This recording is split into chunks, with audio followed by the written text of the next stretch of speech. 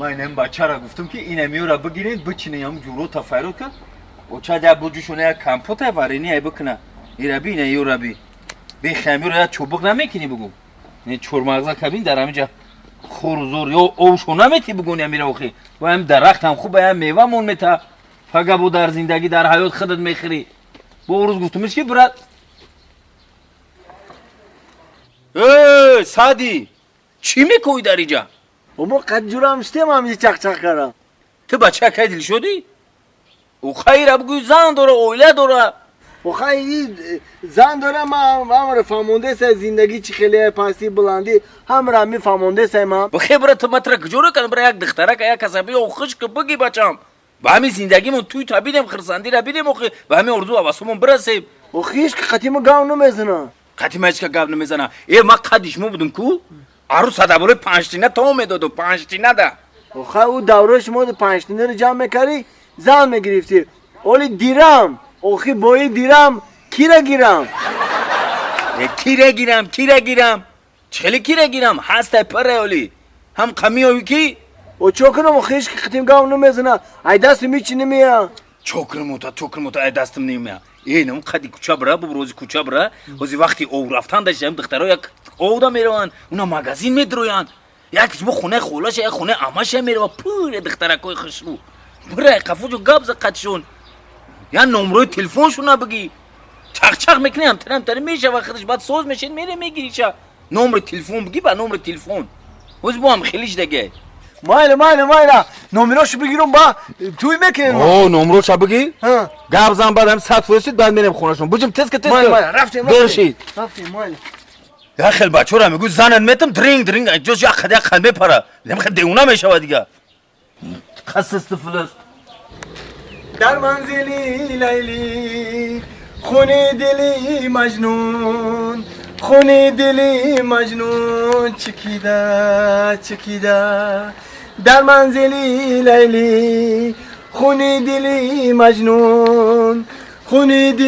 مجنون چکیده اوتا یافتم اوتا یه چیگه پای سادی؟ یافتم یه جوینده یا بنده بچم نمروشا گرفتی همین قزارو نول کردم نمراشو نداد با تلفنشو گرفتم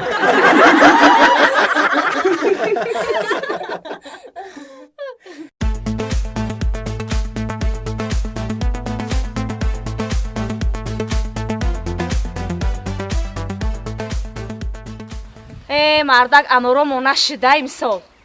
нашид خیلی نشیدم این شیده کو باید ҳамия дарахте мардак زیغ نشه زنق جون میوگی بو داریم که سیو داریم انگور داریم گشنه چه پیاز داریم اوکروب داریم میکروب داریم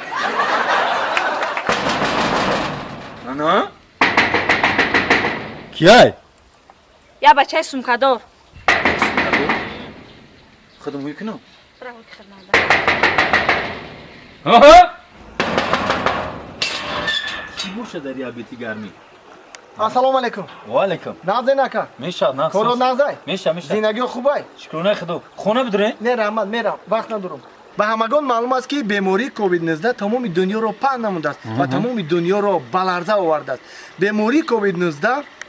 بیماری سرایت نشونده و زود پهن شونده است هنگامی به بیرون برآمدن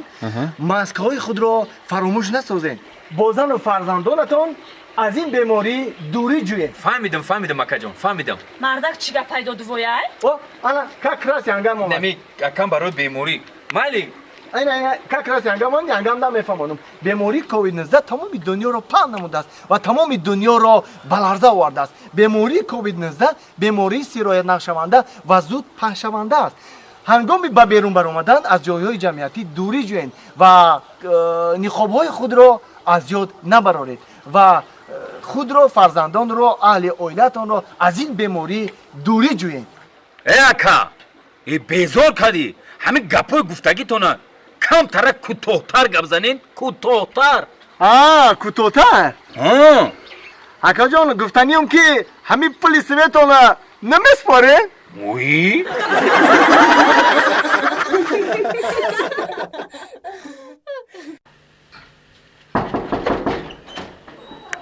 Assalomu alaykum yangajon. Naqdin so'zing. Rahmat aka. Man yanga nestim, man kotiba rais misham. Baxshish, men fikr kardimki, voy, filmi oilaviy, barayamı yanga guptim. Ami adres mara, ami internet mana shuni dem, didim, xandim. Xandidin? Ne tura mazar nes yanga, xandim. Uf, bu yanga. Chi xizmat qilaman aka? Xizmat amiki men korkobi omadim. Korkobi omadagi. بیا کتی رئیس گپ زنید که خدا میدونه که شما را کار نمیگیره نمیگیره بیا که کتی رئیس گپ زنید چرا نمیگیره من یک بودن با سوالیه سلام رئیس وعلیکم ممکن من اینجا بونو بیو یک کارگری نبومده رئیس مرامت داره بگو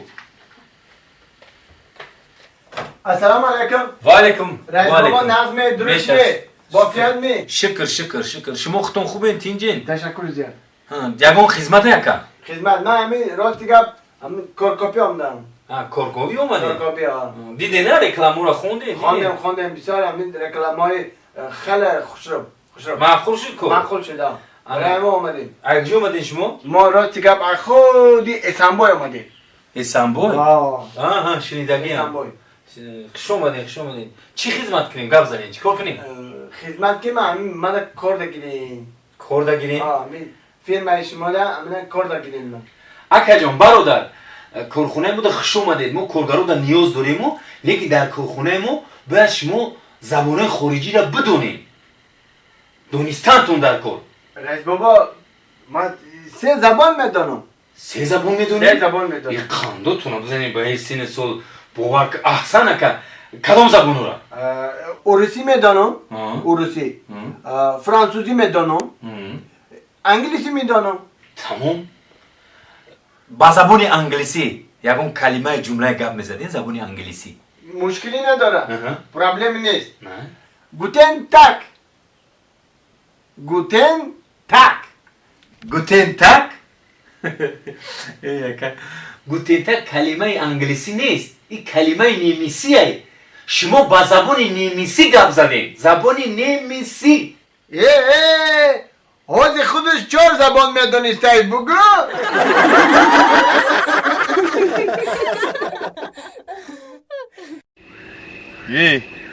راننده فقط در راهی بسیار پرگناهی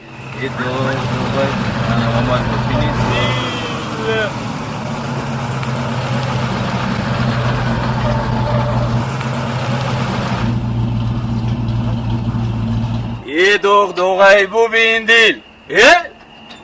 در تای پاد ماشین زیل دغدغه ببین دل در تای پاد ماشین زیل دغدغه کماندی بالای زیر سنچقین یک قندو تاوزن هم میخونی ها؟ یک کماندی میخونیم ها نوزیر اینو کپیتان ملیسات زینالابدینو سوزن تینجین ای کجا گشتین؟ اینم یک کار داشتیم کماندی دم جبرین کار داشتین؟ تو همین نویدیم که چی فقط هم پیش من میبروی چی تو کی تو باور که بعد چند جا کار میکنم کماندی فهمیدم کارتا خدا برکت تا در کس کارت برکت تا یک روز با دولان میبینمد با یک روز با تراکتور دیدمد اینا 2-3 روز کی بود خرق دیدمد گفتی سری زمین رفتم کجا رفتم کماندی خرا فروختم کتی زمینو اینی خرا کتی زمینو فروختم همین زیل خریدم ای زیلوزی وقتی آدمو خونه کردیسن چی کردیسن یکی او زورای روی صفی زنده باشی سلامت باش کماندی یک خنده تا بزن رحمت کماندی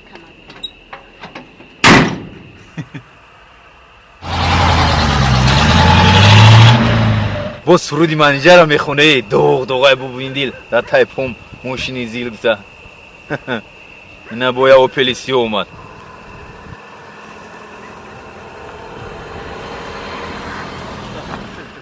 در زیل شگه یک نامو سرود دیگه خوراک ای بسیار دختری زوره ده سلام علیکم علیکم السلام نوزیر رو کپیتان میلیسا زینالابدینو سوزی کماندیر جان میشن سوز ما هم وقت سوزیم این تصمیم به خطر را نبسته کو راست گپ کماندیر جان خواستم که امروز شما رو خرسان کنم شما ما را خرسان کنین خطاگی میکنین با هم میگوین شما را خرسان کنم برای خطاگی کردگید پولو تا پیشنهاد کن چی خیلی پولوما کماندیر جان میبخشین ما گپ آخرت در اول گفتم اول حجتا تا پیشنهاد که бад пулота.